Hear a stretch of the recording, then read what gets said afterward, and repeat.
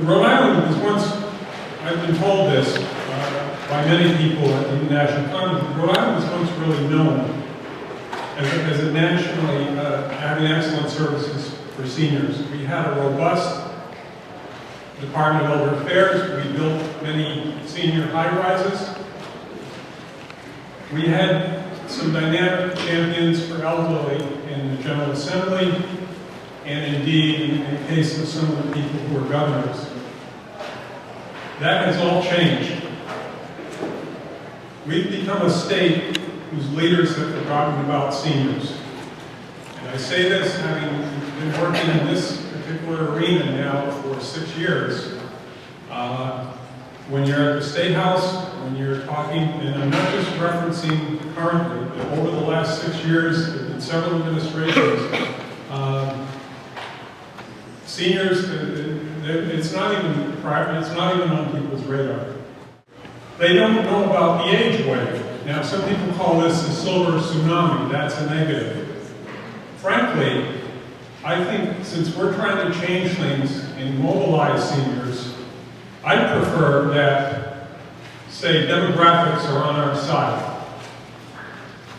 The numbers, I couldn't fit them underneath, but 2010, 152,000 seniors over age 65. Projection is by 2020, 198,000. So we will go right now about 1 out of 7. By 2020, we will be 1 out of 6. And by 2030, the projection is 246,000. 1 out of 5. Now that's 1 out of 5 of the entire population. And I should have worked, but the percentage of the voting age group will be much higher than that. And to our surprise, the 2010 census showed us that we are #1 in the country, the percentage of our population 85 and over, we're #1. And yet, again, not only, but even in the foundation and corporate world, as far as giving and supporting advocacy and many other things, there's very little awareness of this. And the primary evidence I would give you to back up my statements is the following slide. On your left, I know it's probably too small to read, but in 2008, the one on the left is state funding for what I call community services grants for senior programs. It funds 3 things primarily, most of the money. Respite care for caregivers, Meals on Wheels, and senior centers. 2008, these grants were cut in half during the difficult budget year. The following years, they were cut further. So you can see them go down, I think, a couple of years later. The last bar, they were going to cut another 25% was in the proposed budget, and we were able to defeat that. And last year, our goal was to start reversing that curve. We were not successful, and I'm going to talk about that, but we were able to avoid it being cut. So, and there's the age wave on the right. So I think what's wrong with that picture is why I'm making a pretty strong statement about right now, the awareness and leadership in our state is not there.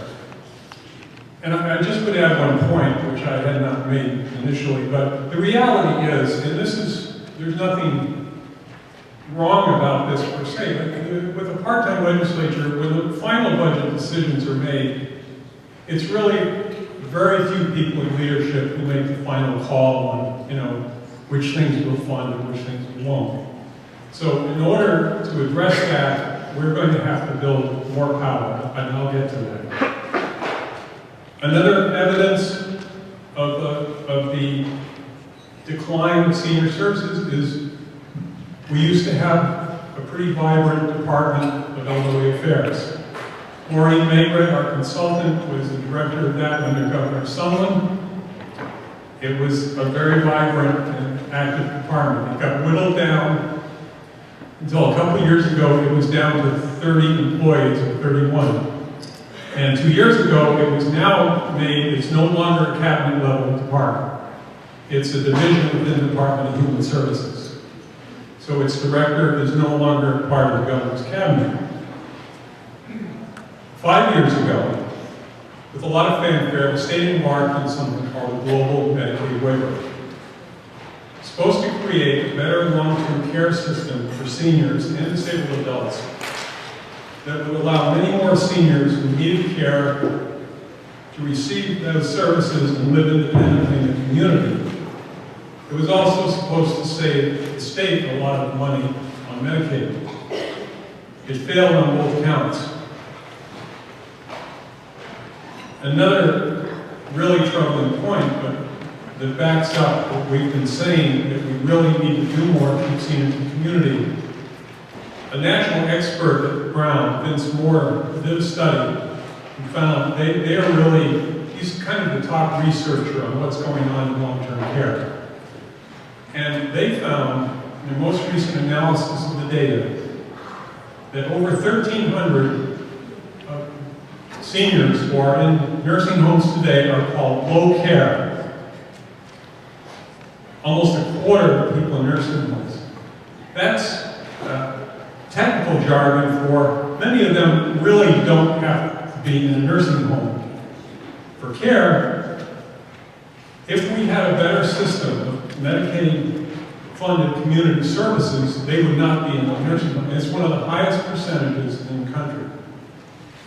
They would be living at home or in assisted living or some other community-based facility. 1,300 seniors. Many senior centers have cut staff and programs. The Westminster Senior Center, where our office used to be, closed last year. Today, Meals on Wheels has a waiting list of 71. It's been as high as 180 this year. And I was not aware until we were able to rent office space from them. Meals on Wheels, as they say, it's a lot more than just a meal. What it really is a program for checking in on isolated seniors who are truly isolated and can't get out. In other words, to qualify for it, you must demonstrate that you don't have anybody else who can prepare you the meals and you don't have a way to get to a concrete meal program. And frankly, their waiting lists have been so long, I mean, the need, I think, unquestionably is much higher than the size of the waiting list, but if you call up somebody, you know, if you need something now and they say, well, the waiting list is 90 people, some people are just going to say, well, don't bother.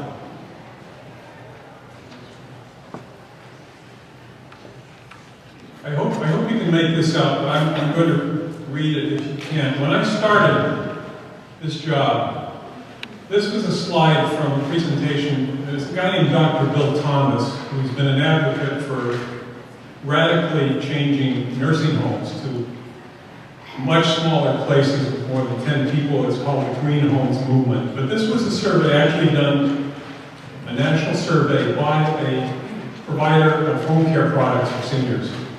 And the question was asking seniors, like, what were their greatest fears about aging? So 26% said the biggest fear was loss of independence. Now, I don't think that's any of this really so much a surprise to people in this room, but I think a lot of younger people do think that our biggest fear is that we're going to die someday, or, you know, they think, or, you know, fear of, you know, aging into dementia, or things like that. But this far and away was the biggest fear, but some of the other fears are really related. 13% said they feared ending up in a nursing home. And 11% said loss of family or friends, and also 11% said giving up driving.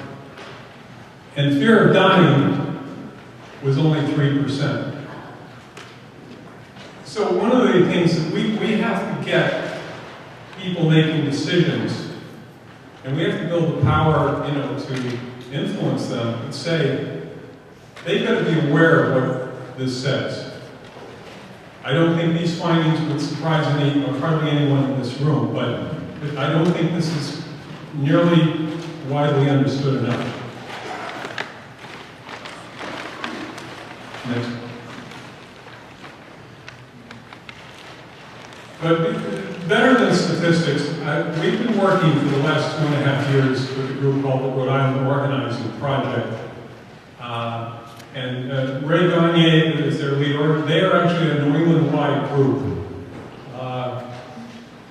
that's been around for a while, and they introduced us to something called relationship-based organizing. And it sounds sort of touchy-feely, but it's not really. But in one sentence, I would say to you that the way we build power is we get people to share with each other in groups stories related to what works and what doesn't for aging in community.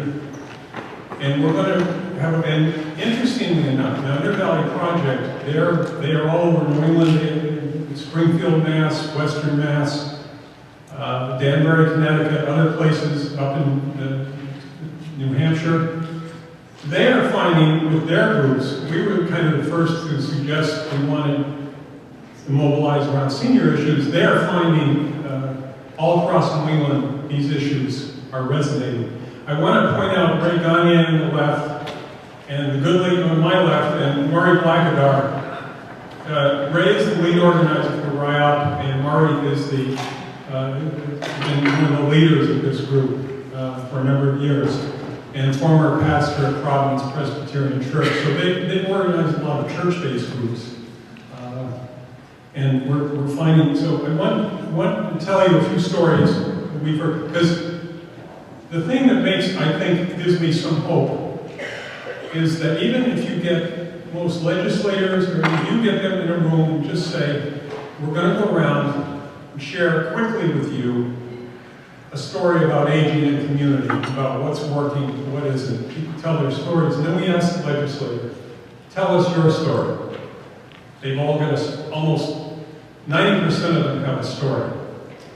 The majority leader of the House, when we start, my story was about my board chair and how respite care saved his life. He was trying to care for his wife on his own. And majority leader Nick Maniello said, I'll tell you my story right up front. My brother and I cared for my father at home for the last 5 years of his life. So there's broad understanding when you start to relate to legislators and have a conversation. We know it's out there. We know the concerns are out there. But as Ellen Goodman pointed out this in the women's movement, we have to make these personal stories political. Not in a partisan sense, but in a sense that we've got to convince people the way we're going to have a better system so the stories are happier is we've got to develop some political power. We've got to do that. So I'd like to just tell you, and quickly, Ray Gagne is the organizer. When we do these, call them house meetings, he tries to get people to tell the story in a minute and a half, a minute. You know, we negotiate. But I'll get with it. The first one really is two people I know very well who were very active in the Great Panthers. They lost just about all of their meager savings. They both worked their whole lives, had no children or very close family here because of errors and delays in processing their application for Medicaid. So they ended up having to pay full market price for a month for both of them in the assisted living that they needed to get into. Without going into it, they could not go back to their own home. We need a more efficient system that can process things better. DHS has admitted the average time for a Medicaid application to be processed for long-term care is 49 days. That's unacceptable. They try to say, well, you know, if everybody had all their documents ready, we can do it in a few days. Well, none of us have all our documents ready, but that's going to get better. Second story, the father-in-law of a friend of mine, let's call him Fred. He's very sick, he had emphysema, congestive heart failure. He didn't have long to live. He ended up in the hospital. He had a really good, supportive, extended family who were willing and able and had planned that he wanted to spend his last days or weeks at home. And the discharge planner, and some of these are tough calls, I'll admit, the discharge planner was adamant he had to go to a nursing home. Didn't want to hear what their plans were or just felt they were insufficient. Finally, I was able to get a care manager from an agency in the community on a Sunday for her to go and do a phone consult with them. And she told them about in-home hospice care. And he was able to spend the last 2 weeks of his life at home surrounded by people he loved. And mentally, he was a highly engaged person. I mean, he was totally still with it. We need a robust, our biggest need, I'll be honest, and there's some cost attached. Our biggest need is a robust and accessible system where people can not only get information, but advice. Good advice from somebody who isn't trying to sell them something, so they can trust it. And all of these things I'm talking about, I can tell you that now I go to American Society on Aging conferences every year because for me this was all a new field. So I'm working towards my master's in American Society on Aging conferences.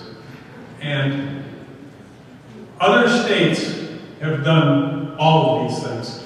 Not every state has done all of them, but I mean, these things can be done and they're doable.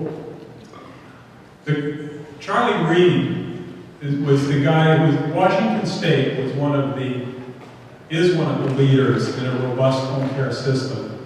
And he spoke, we actually did a forum 3 years ago on what have we learned from other states about this. And I asked him over the phone before he came, I said, he was like their assistant director of human services. I said, what was the most important thing in trying to change that system? And I was sure I would get some very technical explanation. And you know what he said? We had able to adopt a shared system of values from everyone from the governor on down that people deserved to be able to have, within reason of cost and other things, that people would be able to have choices about where they would, where they would be in terms of care, or what type of care that a system would enable them to stay in the community. And it took them many years to develop their system. This is not going to happen quickly. A story that I actually heard from a member of a RIOP group in, I believe, New Hampshire.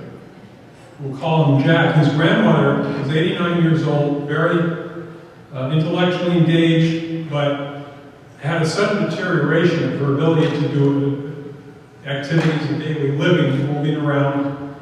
And I think she was living alone, but in her family, when she started deteriorating, they weren't able, and partly because I think there was not necessarily that kind of a system where they could get advice and answers to come up with an alternative to her going to a nursing home. So she goes to a nursing home, and Jack would visit her almost every day. And she was one of those low-care people in a nursing home. She was kind of the quintessential. So she didn't have a lot of medical needs. So he would go visit her. And he was amazed at how isolated she was from the other people in the nursing home, how little contact even she had with staff. She didn't need a lot of contact. But really, how quickly, she would begin to deteriorate mentally. And her mental alertness and positive outlook deteriorated. And you kind of had to see that he was a big guy. And one day, he just was there, and he got so frustrated, and he just walked over and picked her up and carried her out to his car and took her home. And I think he had been a farmer, and he was a big, strong guy, but there were tears in his eyes, and there weren't any dry eyes, but he was sharing this story when we went around and did one of these, what we call a house meeting.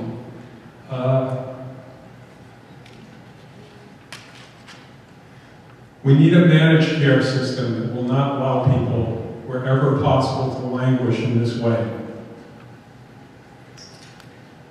A story I was very close to is we've had good luck in going to some of the senior buildings. The resident services coordinators, many of the good ones, they really know their people. So if we say we want to come and talk about, just hear people's stories, they kind of know who to get in the room. So we were at, for those of you who know it, Goldsmith Manor and City View, which are two senior towers in East Providence, run by the East Providence Housing Authority, with a really dynamite resident services coordinator.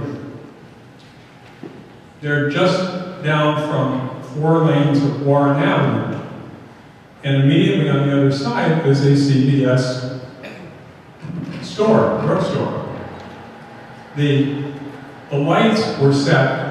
They had such limited time for them to cross the street that unless you were a winner in the wheelchair Olympics or a sprinter, you could not make it.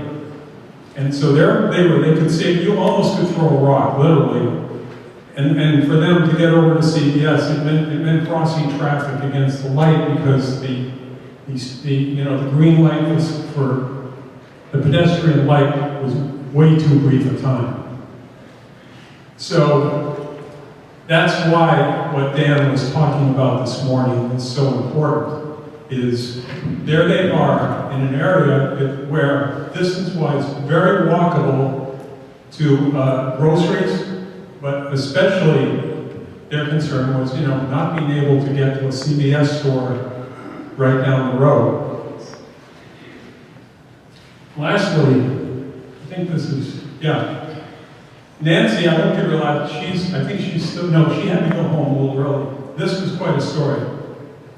She was the administrative assistant to the president of one of the major, perhaps really the major large bank in Rhode Island.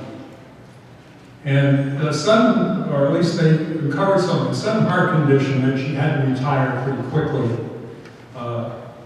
earlier than planned, and she was not able to drive. And she tells the story that she quickly found that after 2 weeks of having read the 5 novels that she had always wanted to read, and so forth, she realized most of her friends had been people at work. If you're administrative assistant to the president of the bank, you travel, and that's the case, you work a lot of hours. And she didn't use the D word, depression, but she acknowledged that, she was, her children far away, no relatives nearby. So she made her way down to the Pawtucket Senior Center, and I think what she said is she was expecting to see a lot of people snoozing in comfortable chairs. And it happened the day she went there. There was a whole large room filled with people doing line dancing. And she found a home, and she plays the piano, and she plays the piano for them all the time, and she's a writer.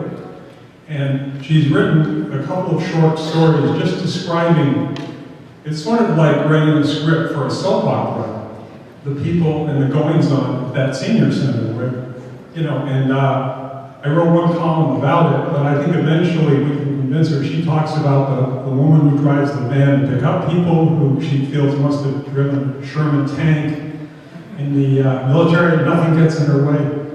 And for Nancy, she has found a community there. I think for us younger seniors, and I'll certainly include myself in this, even though I'm 75 or whatever I am, but don't I look marvelous?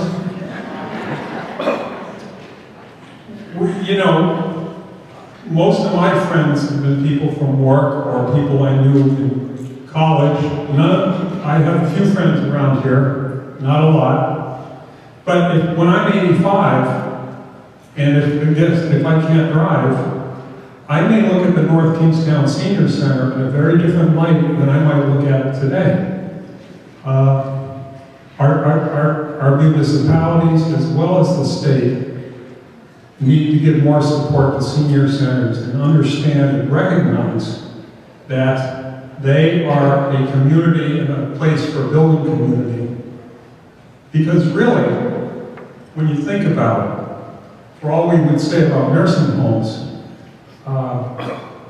if we're stuck at home, and okay, we've got health care coming into the home, and so we're doing okay, but we can't drive, then we're going to be isolated and depressed and really no better off than in a nursing home. So having centers and places where we can stay connected with other people as we get the 85 and older group, and it's very important. Again, I think a lot more important than it's understood. So how are we going to do this? Well, time considerations being what they were, I can't completely outline it for you, but I want to say this. You know, we need to build power. We need to build strength and power around us. And the only, really, most people would say, and I think it's true, that the two sources of power, whether it's political or otherwise, either you raise a lot of money or you get a lot of people mobilized. There were a group of children's programs spent $30,000 for a lobbyist just to get meetings with the leadership in the General Assembly at the tail end of the session. Now, if anyone here would like to write a check for $30,000, you could save us a lot of trouble, except that would be good for 1 year, you see. Then the following year, there'll be another struggle. So, what I do have for you, and this is, if you want to open it, it's the next to last page of your program. I have 5 things that I would say everyone in this room can do to help us begin to build power. And if you're watching your watch, I'm almost done.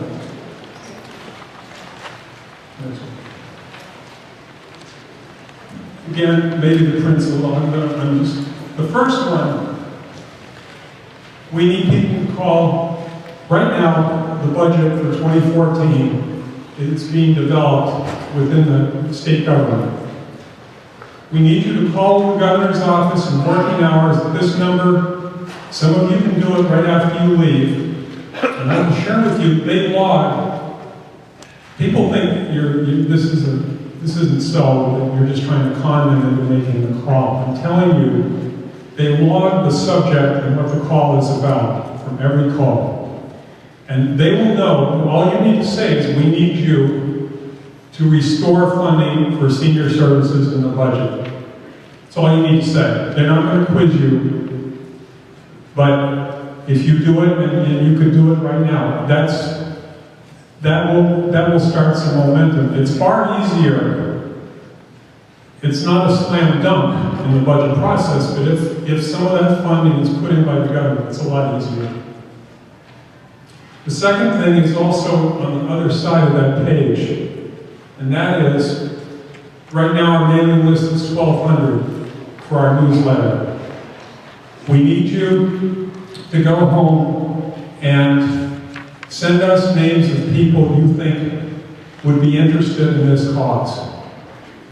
They will get our newsletter. Those of you who get it, we only do a newsletter when we have news, whether it's about legislation. Once a year, they will get a letter from us asking them to donate. They will not get phone calls. We do not share our list with anyone. No one sees that list except myself. But we need to build more people that are connected with us. And I will tell you our long-term goal in doing this is next year is a gubernatorial campaign. Next year, the goal would be, the goal would be to take down this air wall, get rid of the tables, And when we have a governor's candidates forum in this room, 500 people, and that will get some attention. And second, we did one 4 years ago. We had about 175 in the Rotunda room, but we kind of let them off the hook when we said, are you going to increase funding for senior services? They all begged off, and we weren't tough enough to really ask them. They just said, well, I can't promise, the economy's bad. We will not, I give you my word, if you help us fill this room, we will not accept that. They will have to do better than that, or we will code that as a no. But, and we would like to, but you can either share the names of people, and when we send them the newsletter, there's a cover letter that says, Betsy Dees thought you might be interested in this. Or if you don't want to give your name, we'll just say one of our members. That will be a big help. The other things, down the road, there will be opportunities to come and share. Number 3 is share your stories of aging in community at one of these house meetings.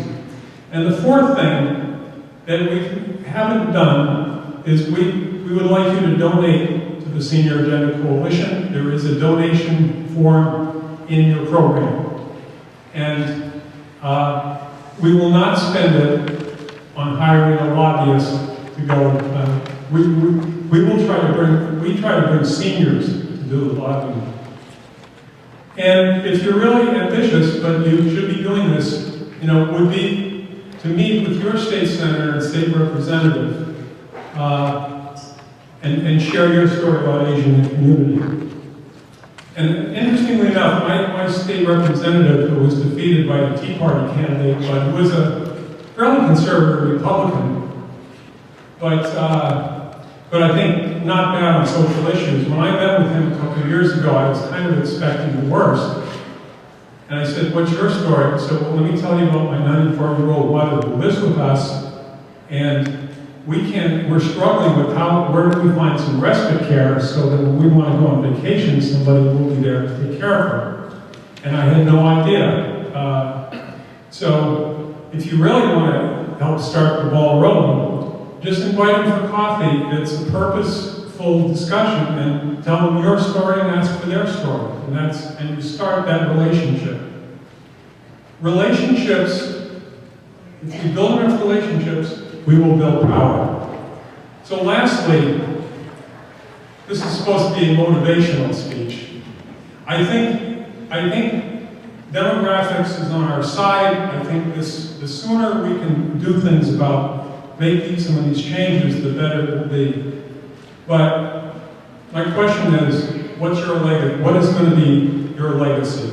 Ellen Goodman talked about, some of it we worked on the, environmental campaign, women's rights, against the war, various things.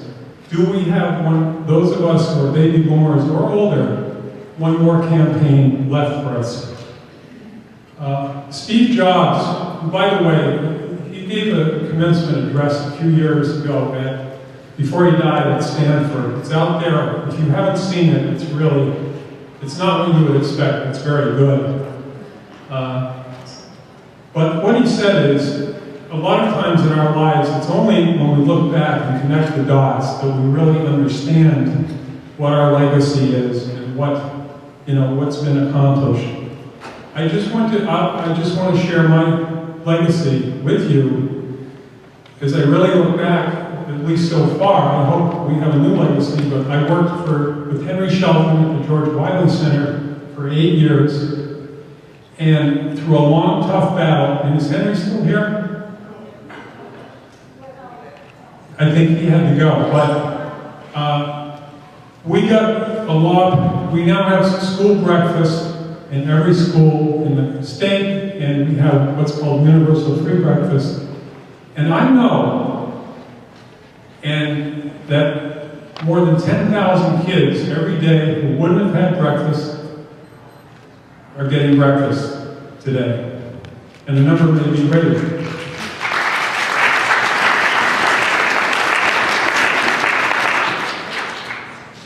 We have an opportunity to build, all of you do, in whatever way you can be involved in this, And the biggest thing is building people power and getting more numbers that you can have a legacy that will even be greater than that. If we do well, we will be leaving a legacy of better care and a better system. Not only for thousands of people we'll never see, but also for our children and grandchildren, because they will be seniors someday. That's the plan. So I will leave you with, okay, I already left you with that, but here's what will be our legacy. Here's our mantra. It's on the back cover of the program. We don't have to grow old alone or in a nursing home. With a better system, we can spend those years in supportive communities and living in the ways that we want, happy, healthy, and independent. We need every one of you to join us. If you do this, we can build up people power and we will win. Thank you very much.